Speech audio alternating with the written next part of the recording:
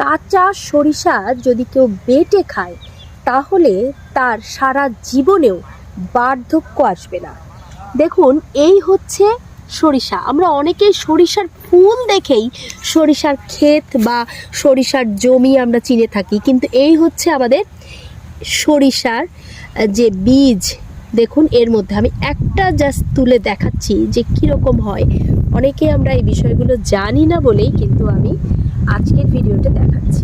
দেখুন, এখনও কিন্তু সরিষা পাকেনি, এই হচ্ছে এখনও কাঁচা, একদম সবুজ আছে সরিষা।